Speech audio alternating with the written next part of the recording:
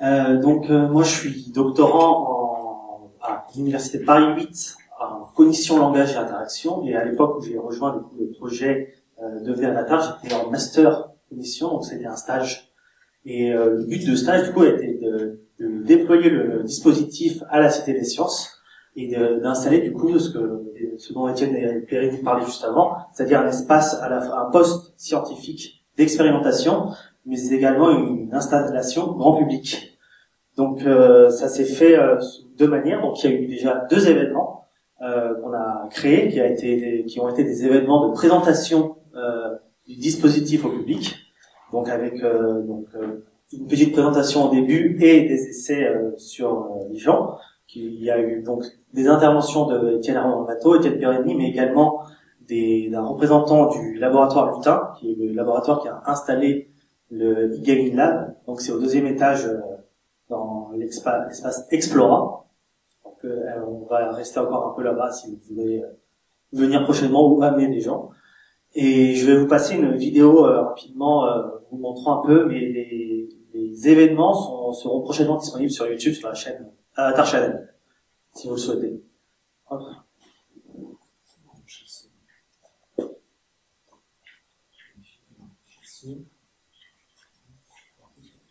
Pas sûr qu'on a branché ça.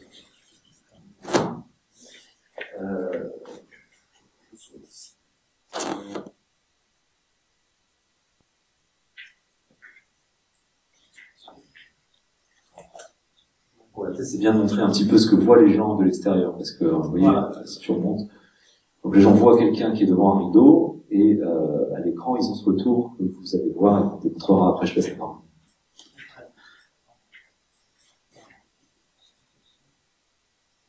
Toujours pas de son. Ça va passer 200 personnes sur 4 jours dans un salon, et ce qui est plus long pour la personne, c'est de répondre au questionnaire après. Ça dure une vingtaine de minutes. Bon, là, ici, on vous en dispense parce que c'est pour l'animation. Et aussi, ce qui est compliqué ici, c'est que les gens pensent qu'ils sont à la... J'ai envie de vous passer la parole, si vous le voulez bien. Alors, comment ça s'est passé? Qu'avez-vous ressenti? J'ai trouvé ça extrêmement intéressant, mais pour le coup, j'étais étonnée de ressentir une vraie sensation de vertige, moi, personnellement. Comme s'il y avait une déconnexion entre mes sensations corporelles, je savais que j'étais droite, et je me voyais à l'horizontale, et j'avais du mal à ajuster, en fait, au niveau sensation. Ce qui fait que le moindre de mes mouvements était vraiment décuplé. J'ai eu plusieurs fois peur de tomber, en fait, en penchant pour faire bouger le personnage. Est-ce que vous êtes atteint du vertige de manière générale? En théorie, non. D'accord. Donc, le vertige n'est pas un danger, une phobie, c'est vraiment une réaction de défense de prévision. Hein. Très bien. Alors, concernant le fait de vous voir vous-même et puis ces épreuves qui se succèdent. Alors ça, je trouve qu'on s'habitue extrêmement vite au personnage, finalement, on s'assimile très très vite. Le système de commande, est-ce que vous avez des difficultés à prendre en main les éléments, ou est-ce que ça a été fluide? Relativement fluide. D'accord. Et puis enfin, les sensations de collision. Est-ce que vous êtes cogné et comment ça s'est passé si oui? Alors moi personnellement, j'ai pas du tout eu de ressenti que je vivais moi-même. Là, je pense que j'étais vraiment trop éloignée, pas immergée assez. Oui, les gens peuvent être immergés dans le...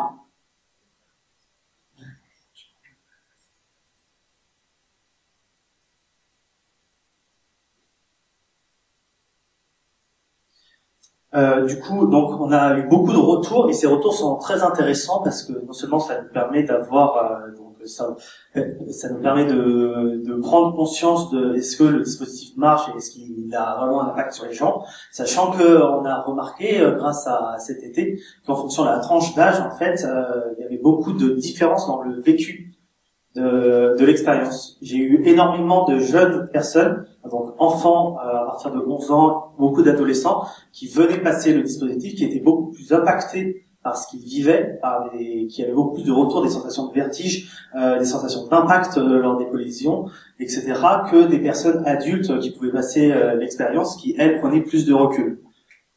Et voilà, donc je vous montre 2-3 photos. Donc, nous étions placés dans un bocal et en gros, l'idée c'était de faire passer un maximum de gens la journée et de temps en temps faire des sessions médiation expliquant du coup le dispositif que je vous montrerai tout à l'heure et qu'on expliquera plus en détail, mais également expliquer qu'est-ce qu'une recherche scientifique et comment on développe un protocole, etc. Ce qui intéressait beaucoup les gens de savoir ça. Il y a eu plusieurs classes qui passaient à la suite et qui du coup à la fin se mettaient en cercle, etc. Et je devais tout expliquer avec le professeur. Et c'était très intéressant. Voilà, donc là vous avez des exemples de la session. Et du coup, le fait de faire passer ces gens ont posé beaucoup de questions, et ces questions m'ont permis de me poser des questions. Ce qui montre encore une fois l'intérêt d'une installation publique et scientifique. Car même si on peut expliquer les choses aux gens, les gens peuvent nous faire comprendre et faire apercevoir de nombreuses choses. Et ça m'a permis de partir sur du coup un sujet de thèse, qui est l'étude comparative du transfert identitaire et corporel avec un protagoniste virtuel. Donc c'est un titre très long et compliqué, mais je vais vous l'expliquer tout de suite. Donc quand je parle de transfert identitaire et corporel, entre un humain et un protagoniste virtuel, donc c'est un processus dans lequel la conscience corporelle, la conscience identitaire et surtout la conscience sensorielle de la personne va se déplacer dans un protagoniste ou un objet qui va lui être présenté. Donc ces déplacements en fait va avoir pour effet d'engendrer une réponse neurophysiologique du sujet lorsque l'objet va être soumis à des stimulations. Donc, je vais vous prendre un cas très extrême. Par exemple, si je projette mon conscience dans un objet et que cet objet brûle, je vais avoir une sensation un mouvement de recul et de vouloir éteindre les flammes. C'est vraiment très extrême. C'est jamais aussi poussé, mais c'est voilà. Et enfin, en supposant du coup que le protagoniste virtuel choisi sera fidèle à l'utilisateur, parce que par exemple, si je projette ma conscience dans une boule, je vais pas attendre les mêmes retours que si je projette ma conscience dans un avatar qui aura un aspect humanoïde, on va dire.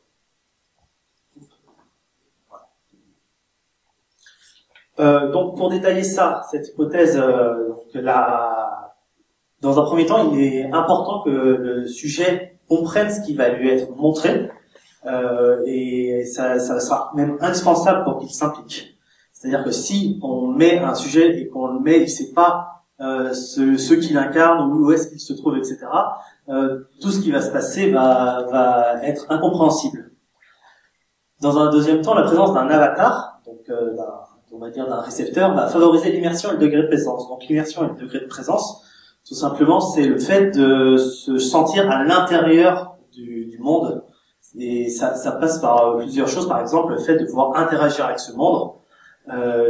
Si je fais un geste, quelque chose bouge, c'est favorise grandement. Et en fait, le fait d'avoir un avatar, donc avec mes recherches, j'ai vu qu'il y avait deux écoles. Donc on avait une école qui dit que le fait d'avoir un avatar va créer une distanciation, donc on va dire une étape de plus, et va diminuer le sentiment de présence. Donc c'est une école qui favorise la vue subjective, c'est-à-dire du direct, et une deuxième école qui dit que l'avatar va agir comme une encre, c'est-à-dire qu'elle va placer le sujet dans le monde, va aider à ce qu'il se rende compte des rapports d'échelle, des rapports de distance, etc. Et c'est surtout qu'il va avoir un retour visuel sur ses actions. Ça peut être plus ou moins comparable à un retour somesthésique quand on fait une action dans la vraie vie.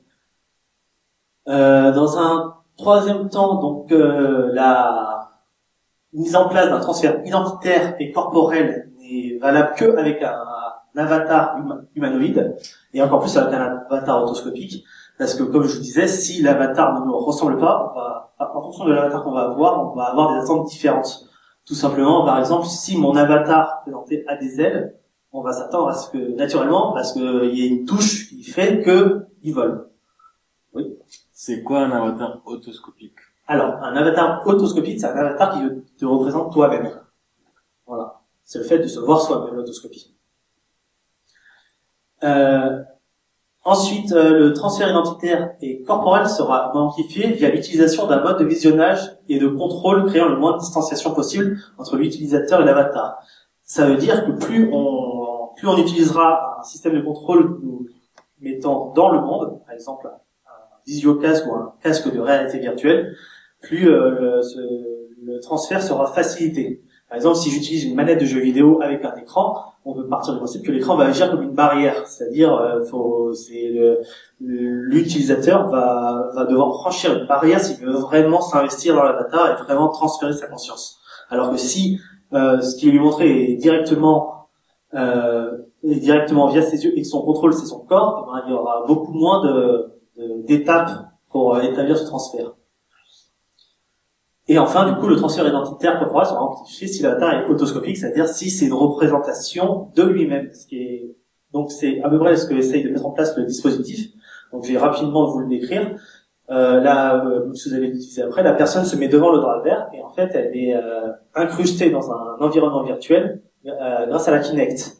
Ce qui veut dire que ces mouvements vont permettre d'évoluer dans cet environnement virtuel et elle va se voir elle-même en fait en train d'évoluer dans cet environnement. Hop. Alors du coup, les objectifs généraux de cette thèse donc va être de confirmer la pertinence de l'avatar autoscopique comme pour favoriser l'immersion et augmenter le degré de présence dans un environnement virtuel.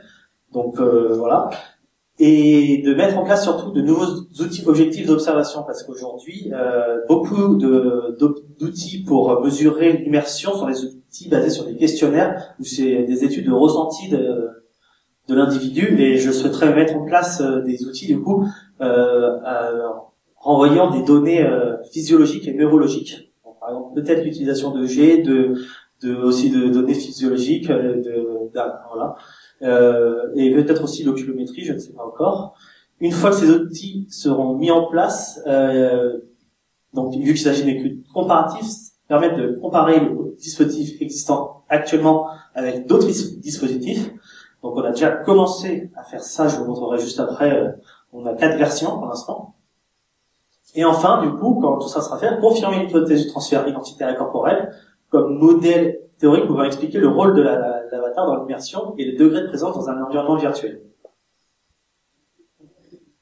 Donc, comme je vous ai dit, on a mis en place pour l'instant 4 versions que vous pourrez tester juste après.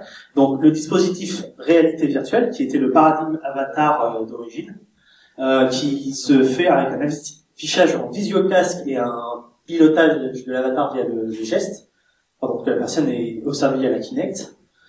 Et un dispositif jeu vidéo, donc avec un affichage sur écran et un contrôle via une manette. Donc comparer les deux permettrait, comme j'ai dit, de mettre peut-être en avant ce côté barrière que peut avoir l'écran.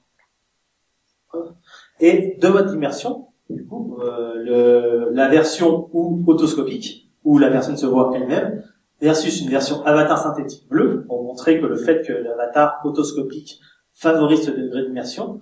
Et enfin, une version en vue subjective, donc sans corps à l'image, où la personne voit à travers les yeux de l'avatar, on va dire, et du coup, évolue directement dans le monde. Et du coup, comparer ces différents modes d'immersion et ces différents dispositifs permettrait déjà de mettre en avant pas mal de choses sur le sentiment d'engagement, d'immersion et de présence dans un monde virtuel. Donc voilà, donc là c'est un petit schéma résumé. Donc c'est une méthodologie, donc la méthodologie de cette thèse sera comparative à s'appuyer du coup sur une variable principale